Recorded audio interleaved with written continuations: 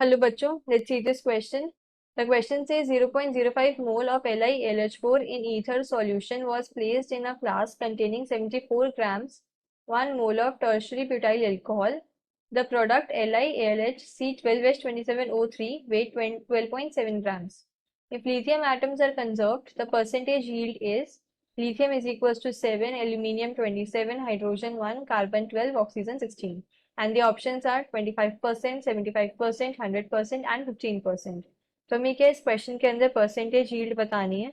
Percentage yield क्या होता है? पहले तो की कॉन्सेप्ट है परसेंटेज यील्ड. की कॉन्सेप्ट इज परसेंटेज यील्ड, और परसेंटेज यील्ड से हमें पता लगता है कि एक्चुअली हमारे पास क्या है, प्रोडक्ट कितना बना है.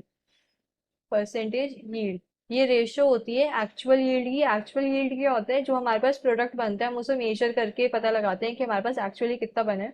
तो actual yield divided by theoretical yield. Theoretical yield क्या होती है? हम कैलकुलेट करके निकालते हैं कि हमने अगर इतना रिएक्टेंट लिया था तो उससे हमें इतना प्रोडक्ट मिलना चाहिए था. और एक्चुअल यील्ड की हमें एक्चुअल में मिला क्या है, तो उन दोनों को जब हम डिवाइड करके 100 से मल्टीप्लाई करते हैं तो हमें परसेंटेज यील्ड मिलती है. तो फॉर्मूला क्या होता है परसेंटेज यील्ड का? Actual yield divided by theoretical yield into 100. तो ये होती है परसेंटेज यील्ड. अब क्वेश्चन के अंदर हमें जो रिएक्शन गिवन है उसमें ये है कि हमने LiLH4 लिया है एंड इसकी रिएक्शन कराई है टर्शरी ब्यूटाइल अल्कोहल से. टर्शरी ब्यूटाइल अल्कोहल क्या होता है? CH3 CH3 CH3OH. ये टर्शरी ब्यूटाइल अल्कोहल होता है. इन दोनों की हमने रिएक्शन कराई एंड इससे हमें जो प्रोडक्ट मिला है, product is lithium aluminium hydrogen C12H27O3. तो अगर इस रिएक्शन को मैं बैलेंस करूं, टर्शरी ब्यूटाइल अल्कोहल के हमने 3 मोल्स लिए and 3 moles of hydrogen gas जो है वो हमारी इवेपोरेट हो गई, सिस्टम से निकल गई. तो ये कंप्लीट रिएक्शन होती है. अब इसके अंदर क्या है कि 1 मोल LiLH4 को 3 moles of tertiary butyl alcohol चाहिए होता है. क्वेश्चन के अंदर हमें मोल्स गिवन कितने हैं? Given moles lithium aluminium hydride का हमें 0.05 मोल गिवन है, तो ये है हमारे पास 0.05. एंड टर्शरी ब्यूटाइल अल्कोहल का हमारे पास 1 मोल गिवन है, तो ये है मेरे पास 1 मोल. तो क्वेश्चन के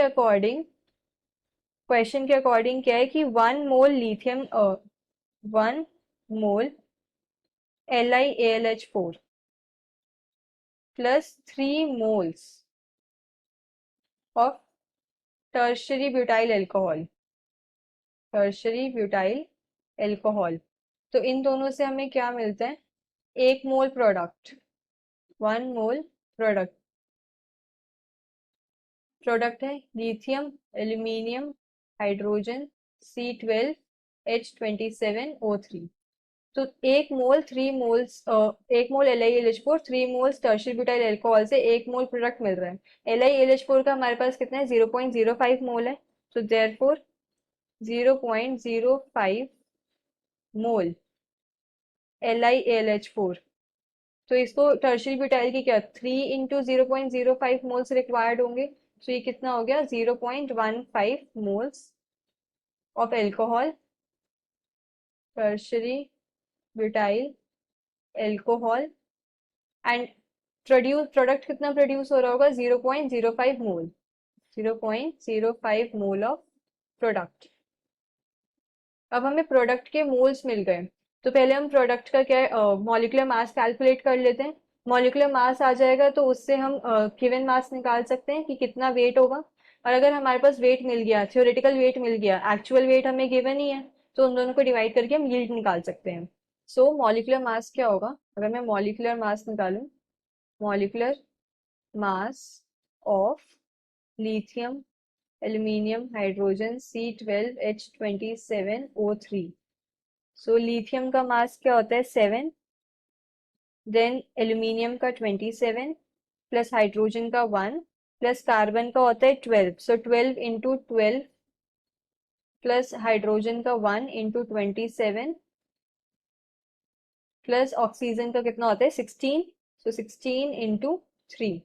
तो इसको अगर हम कैलकुलेट करें तो हमारे पास कितना आ जाएगा 254 ग्राम्स, 254 ग्राम्स। अब हमारे पास मॉलिक्यूलर मास आ गया, तो मॉलिक्यूलर मास से हम गिवन वेट निकाल सकते हैं। नंबर ऑफ मोल्स क्या होता है, given weight divided by molecular mass, तो वेट आ जाएगा number of moles into molecular mass. तो नंबर ऑफ मोल्स है 0.05, मास अभी हमने निकाला 254, तो इन दोनों को मल्टीप्लाई करने पे हमें क्या मिल गया 12.7 ग्राम्स। अब ये जो आया 12.7 ग्राम्स, ये theoretical yield, theoretical yield.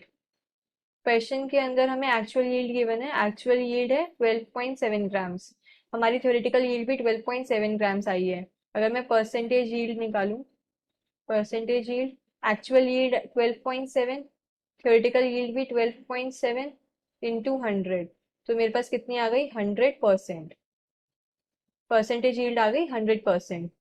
So we can say the final answer is option C, 100%. Hope you understood this well. Best of luck.